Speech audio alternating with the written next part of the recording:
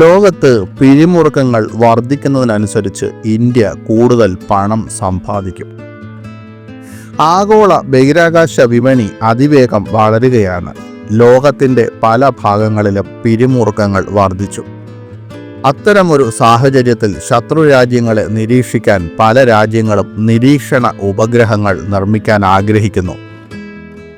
ലോകം Russia, Ukraine, Iran, Israel എന്നീ 2 യുദ്ധങ്ങൾക്ക് സാക്ഷ്യം വഹിക്കുന്ന ഇതുപോലുള്ള ദുഷ്കരമായ സമയങ്ങളിൽ ഇന്ത്യക്ക് സമ്പന്നമാകാൻ സാധ്യതയുണ്ട് എന്നത് സന്തോഷം നൽകുന്ന വസ്തുതയ്ക്കൊപ്പം യുദ്ധങ്ങളെ ഓർക്കുമ്പോൾ ദുഃഖകരവുമാണ്. പക്ഷേ സത്യമാണ്, 2ാം ലോക മഹായുദ്ധകാലത്ത് അച്ചുതണ്ട് ശക്തികൾക്കും സഖ്യകക്ഷികൾക്കും ആയുധങ്ങൾ വിറ്റ് അമേരിക്ക ധാരാളം പണം സമ്പാദിച്ചു. ഇപ്പോൾ ഇന്ത്യക്കും സമാനമായ അവസരമാണ് ലഭിക്കുന്നത്. പരസ്പരം നിരീക്ഷിക്കാൻ രാജ്യങ്ങൾക്ക് ഉപഗ്രഹങ്ങൾ ആവശ്യമാണ്. ഇന്ത്യയുടെ സ്വകാര്യ ബഹിരാകാശ കമ്പനികൾക്ക് ഈ ആവശ്യങ്ങൾ നിറവേറ്റാൻ കഴിയും. ഓസ്ട്രേലിയ, നോർവേ, ഹംഗറി, പോളണ്ട്, പശ്ചിമേഷ്യൻ രാജ്യങ്ങൾ എന്നിവയുൾപ്പെടെ ലോകത്തിലെ പല രാജ്യങ്ങളിൽ നിന്നും ഇന്ത്യക്ക് ഓർഡറുകൾ ലഭിക്കാൻ തുടങ്ങിയിട്ടുണ്ട്. ഇക്കാര്യത്തിൽ ഇന്ത്യൻ കമ്പനികൾക്ക് എങ്ങനെ നേട്ടമുണ്ടാകും? ഒരു റിപ്പോർട്ട് അനുസരിച്ച് ലോകത്തിലെ പല രാജ്യങ്ങളും ഇന്ത്യൻ കമ്പനികളുമായി സഹകരിച്ച് പ്രവർത്തിക്കുന്നു. ഇതിൽ അദാനി ഡിഫൻസും എയറോസ്പേസും നിക്ഷേപം നടത്തുന്ന ആൽഫ ഡിസൈൻ ഉൾപ്പെടുന്നു. സ്വന്തമായി ഉപഗ്രഹ പരിപാടി ഇല്ലാത്ത രാജ്യങ്ങളും ഇവയിൽ ഉൾപ്പെടുന്നു.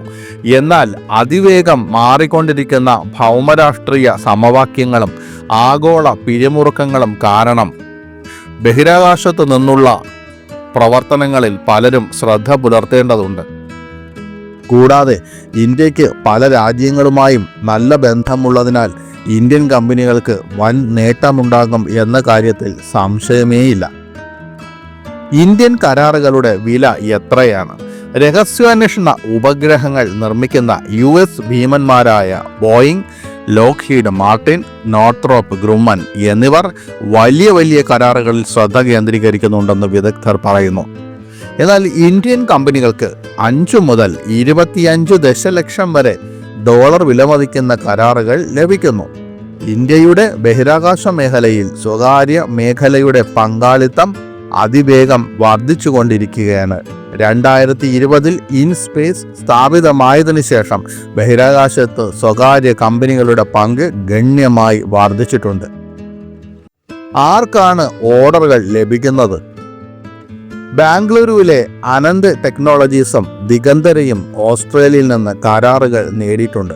ഈ കമ്പനികൾ തങ്ങളുടെ ഉപഗ്രഹങ്ങൾ ആകാശത്ത് സ്ഥാപിക്കാനും അവയിൽ നിന്ന് ലഭിച്ച ഡേറ്റ മറ്റു രാജ്യങ്ങളുമായി പങ്കിടാനും ആഗ്രഹിക്കുന്നു.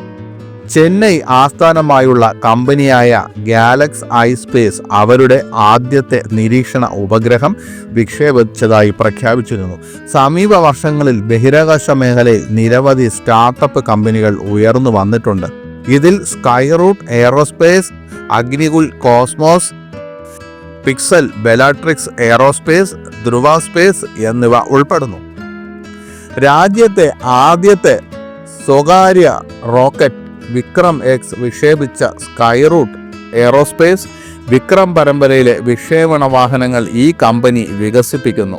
വളരെ കുറഞ്ഞ ചെലവിൽ ഉപഗ്രഹങ്ങൾ വിക്ഷേപിക്കുക എന്നതാണ് കമ്പനിയുടെ ലക്ഷ്യം. വിപണി എത്ര വലുതാണ്?